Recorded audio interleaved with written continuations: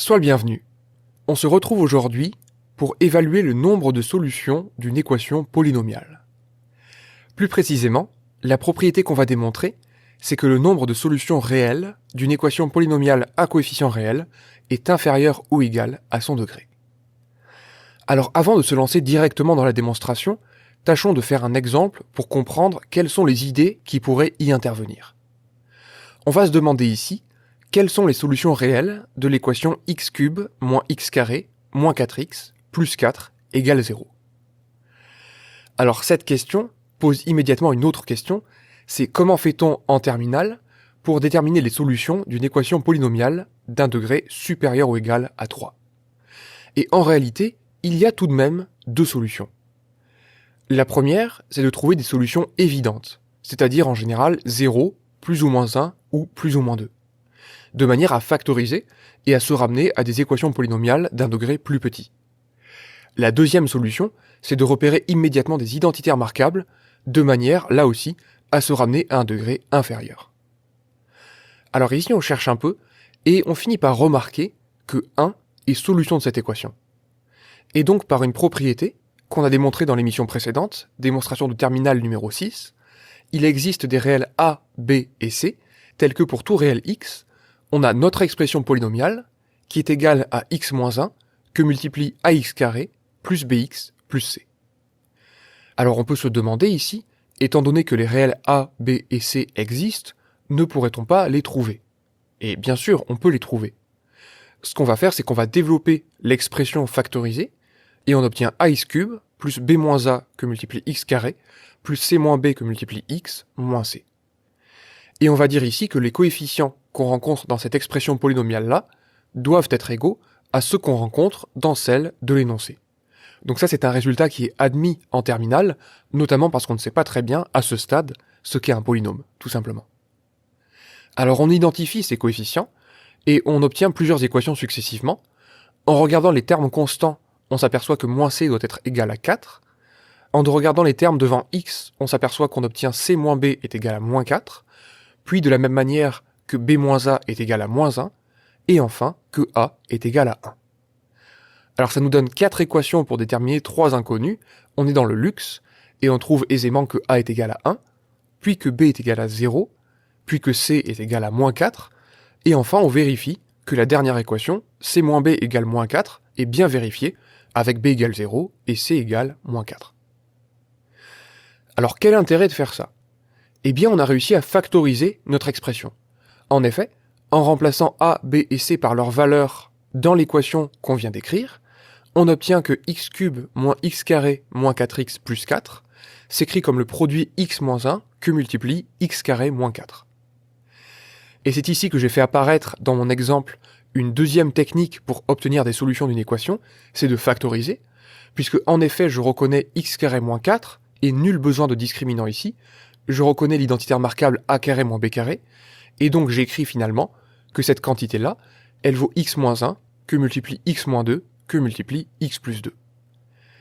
Et donc maintenant je vais dire qu'un produit de termes est nul si et seulement si l'un de ces termes est nul, et donc conclure que l'ensemble des solutions réelles de cette équation, c'est l'ensemble constitué des 3 nombres réels, 1, 2 et moins 2. Maintenant, à partir de cet exemple, que tu peux considérer comme chanceux, puisque j'ai réussi à trouver des factorisations, si j'avais mis des coefficients 17, moins 14 et 51, je n'aurais probablement pas réussi à trouver les solutions de cette équation, peut-on en tirer une idée qui puisse justifier la validité de cette propriété? Et l'idée principale, c'est celle-là. C'est que quand on a factorisé en trouvant une racine, on a considéré une expression polynomiale d'un degré strictement inférieur. On est passé d'un polynôme de degré 3 au produit d'un polynôme de degré 1 et d'un polynôme de degré 2. Et donc on se dit ici que d'un polynôme de degré 2, on pourrait passer à 2 polynômes de degré 1, et c'est d'ailleurs ce qui s'est passé, et une fois qu'on a tout factorisé, eh bien il va être extrêmement difficile de trouver des racines supplémentaires.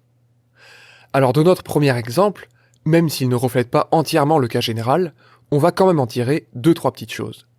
Et la première, c'est que de ces factorisations successives, on va avoir envie de mettre en place un raisonnement par récurrence. Donc on va noter, pour tout entier naturel n, l'hypothèse de récurrence au rang n, qui est, pour tout polynôme p de degré n, l'équation p de x égale 0 admet au plus n solutions. Alors, je mentionne ici qu'il est sous-entendu dans le programme de terminal que les polynômes sont à coefficients réels et que dans une telle phrase, les solutions le sont aussi. Naturellement, on pourrait démontrer que la propriété est encore vraie si on remplace solution réelle par solution complexe et si on remplace à coefficient réel par à coefficient complexe, avec exactement la même démonstration. Alors qu'en est-il de l'initialisation ? Eh bien on va dire soit P un polynôme de degré 1. Et on va dire que l'équation P de x égale 0, elle s'écrit puisque P de degré 1, ax plus b égale 0. Et on va préciser que AB, c'est une paire de réels où A est non nul. En effet, si A valait 0, ça contredirait le fait que P est de degré 1, puisqu'il n'y aurait dans son expression qu'un seul terme constant. Donc P ne serait pas de degré 1. Alors cette équation-là, ax plus b égale 0, elle est la bienvenue puisqu'on sait très bien la résoudre, et elle n'admet qu'une seule solution, c'est x est égal à moins b sur a.